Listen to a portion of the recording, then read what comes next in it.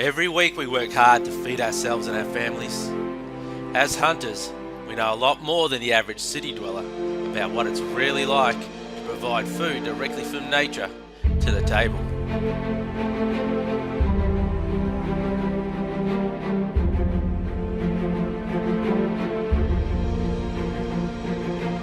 As a dad, and just like my father before me, I do hope I can teach my kids to appreciate what nature has provided us, and what mankind has always done: hunt.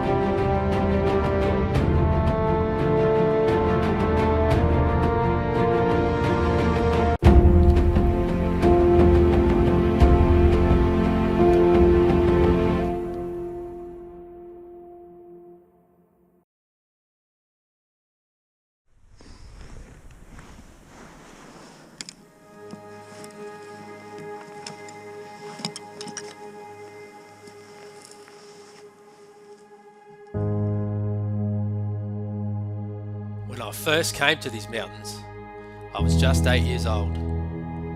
On the same occasion, I saw my very first sambar deer. I now come to hunt the same area at least once a year. It is really more of a tradition for me.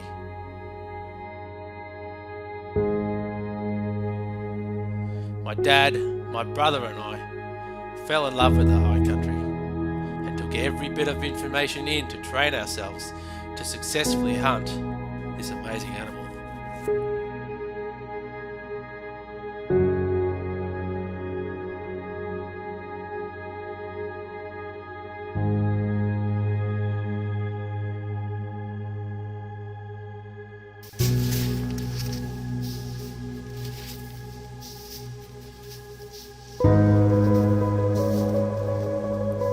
I do want my kids to keep that connection to the wild and the mountains. Teaching them all about life without a doubt gives me the most satisfaction and enjoyment. The question is, when is the right time to teach them about hunting?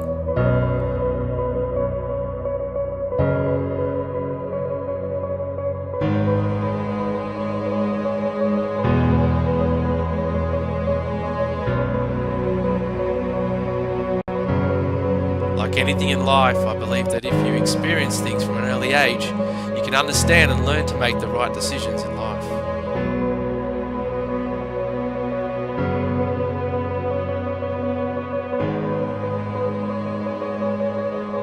From 3 years old, I would take my son to learn to track and find animals. There was no need to take a gun or bow on these trips. It was just to teach him how to find animals, and he loved it. My daughter is the same at 5 years old.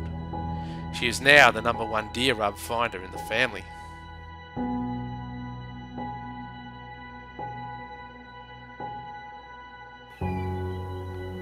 Whether I'm at home or work, hunting is always at the back of my mind, and it seems like everything I do nowadays revolves around time.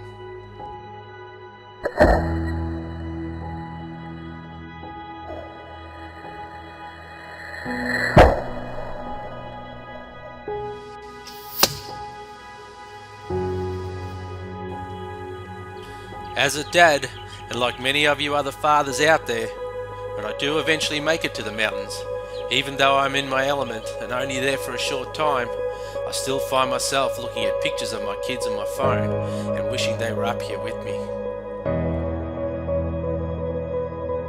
It's hard to leave the things you love so much, even for a little while.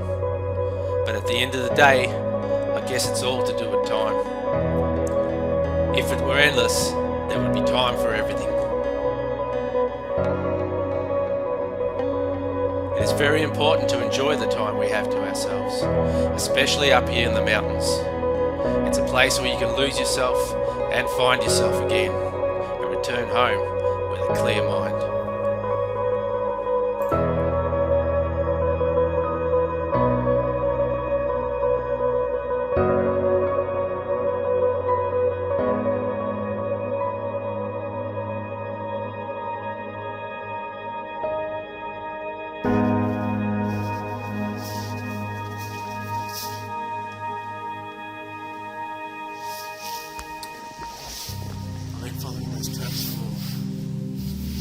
close to 40 minutes now, and they take me right through the bush everywhere, and brought me right back, almost where I started. So deer just moved around this area, all the way through all the bush, through right around the back, come back around, back through here, straight back down. There's another one, so it's coming over this way. I think it might cross the creek. Guessing they'll come back on this video. That's what most things, that's what I was actually thinking about. This one was looking into when I saw these tracks. Decided to follow them around, right around here, but it's hard to work out because they're all fresh. There's no doubt they were done last night, but it's hard to know which ones is to reach them where they've last gone. So because it's snow, it's so fresh and snow. These tracks, it's unbelievable. There's a few deer around. I'm actually surprised by what I thought. I would have thought they'd be down lower, trying to get away. But the snow trying to get some more food. But as you can see, they're eating the tops of the trees.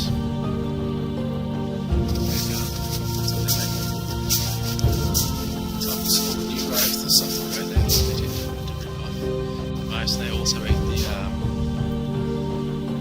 old man's weed, they call it fluffy stuff on the side, it's used for starting fires. Yeah, unreal. Well, we'll go that way now and see how we go. So again, I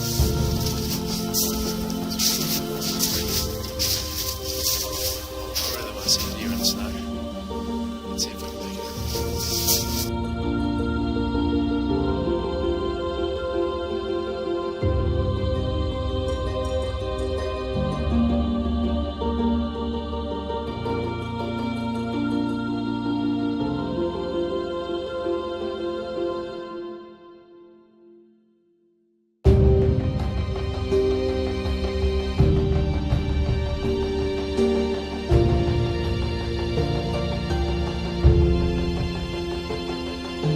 This year will make 40 years since I first came up here, and in all that time, everything is still the same. I do believe hunting has changed me as a person. There is no doubt it has been passed down through the bloodline, but some of us feel a passion for it more than others. We all have a location where we long to be when times are tough. For me, it is here.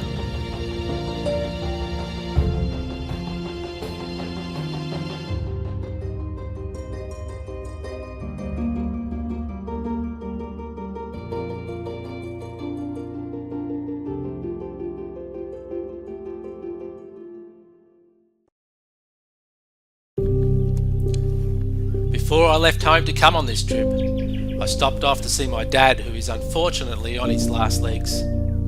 He told me that all he wants for Father's Day was for me to bring him home a deer so he would have some venison to eat.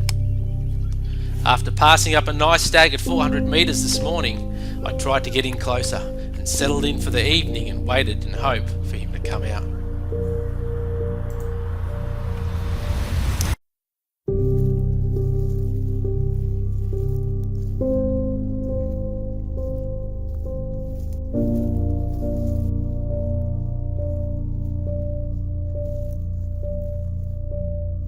The beauty of hunting is that you can hunt at any age till you grow old. The ways you hunt and how much you push yourself are totally up to you.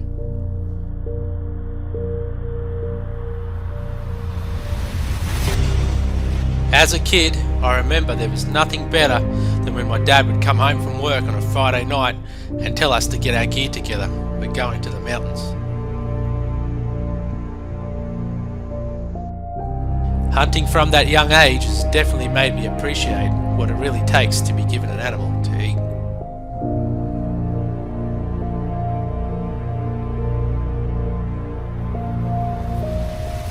The valley I'd chosen to drop into had plenty of deer sign. The conditions were right for this side of the mountain, and after seeing deer in the morning, I hoped I could make it down this valley to where I could make an ethical shot.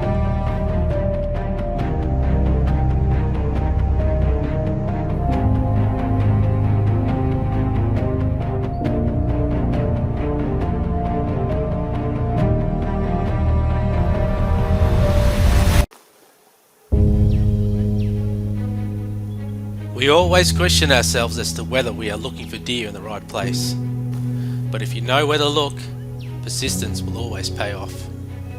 Sambar tend to keep themselves concealed from view, especially the stags. But I knew the deer I passed them this morning had to be somewhere on this face.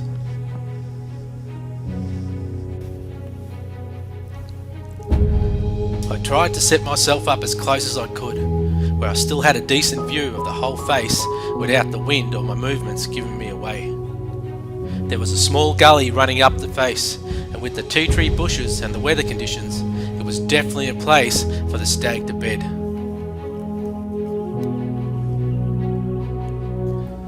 Today I've only had two things on my mind. One was that I really wanted to find that 30+ inch stag that I'd seen this morning, and the other was that I needed meat for my dad.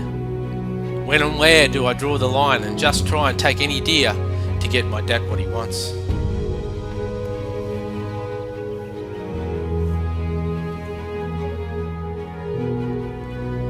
After sitting patiently for 2 hours, I finally spotted some movement.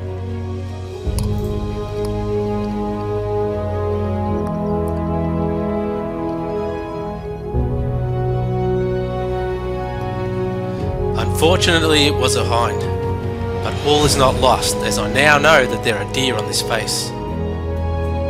And like clockwork, the stag decides to make an entrance.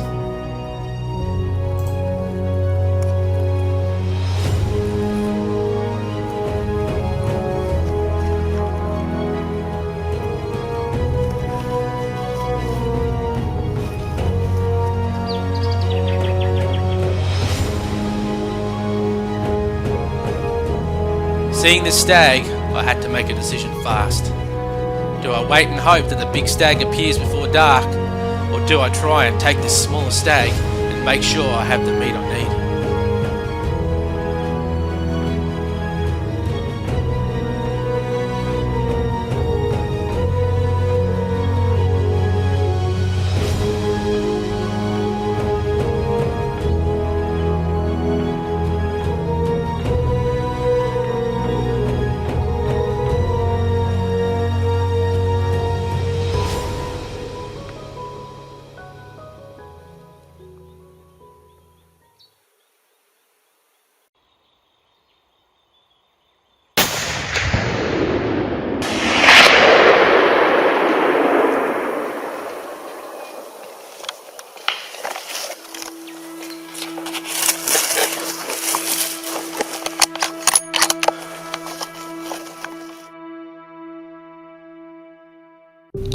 Stag down.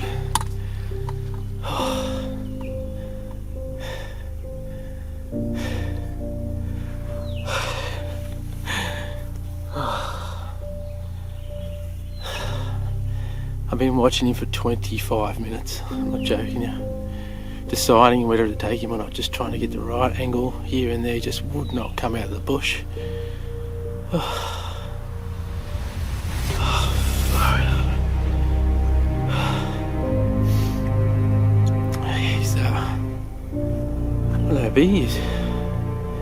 He looked pretty decent, looked like 27 I reckon. And it's a Fathers Day Stag. I need some meat. My dad's on his last legs and he wants meat. He says he wants deer meat. So I promised him a deer. Promised him some venison.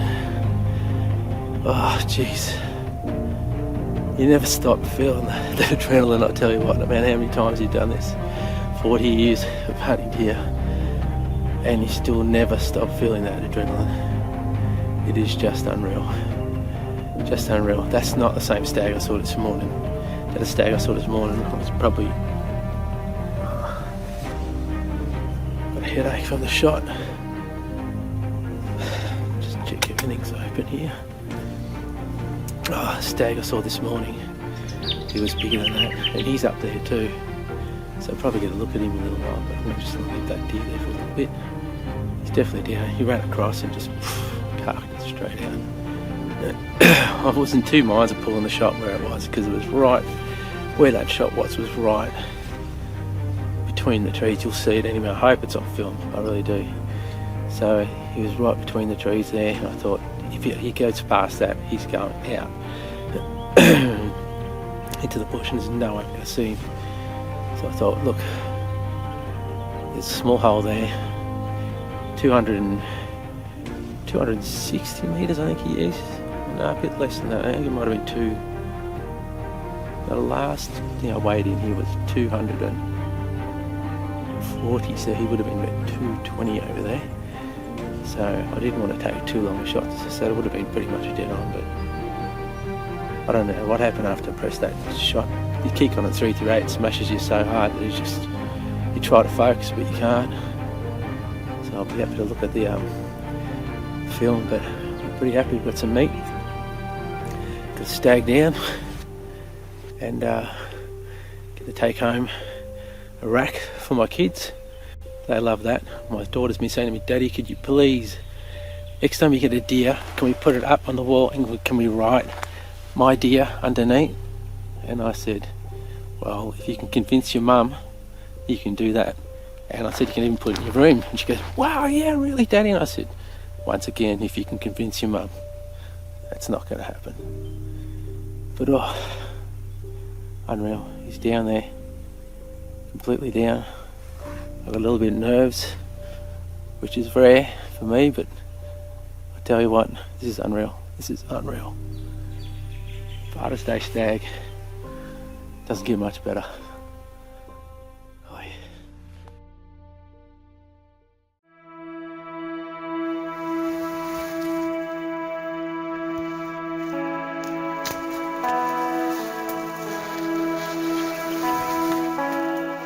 Although the sun was falling fast and I had an injured knee, I still wanted to get to the stag before dark.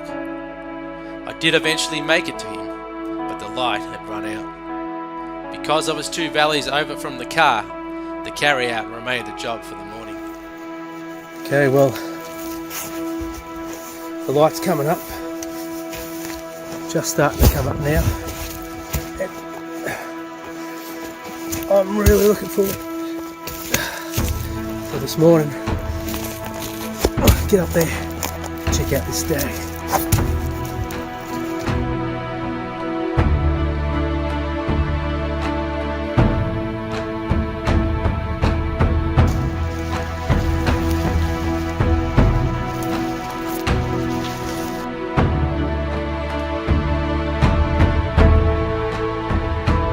This hunting experience was completely different from all the others I've been on.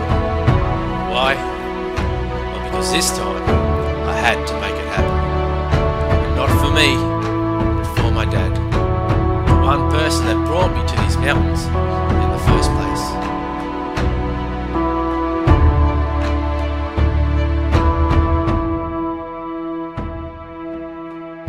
I had also learned something very important about myself.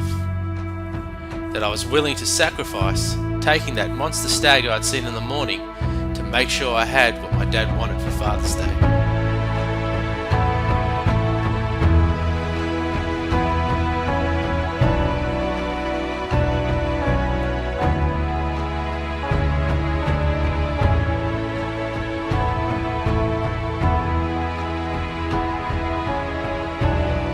The fact is, there will always be 30-inch stags. But I may not be able to give my dad another Father's Day present next year. Safe hunting. And remember, as my dad always says to me, no deer is worth your life.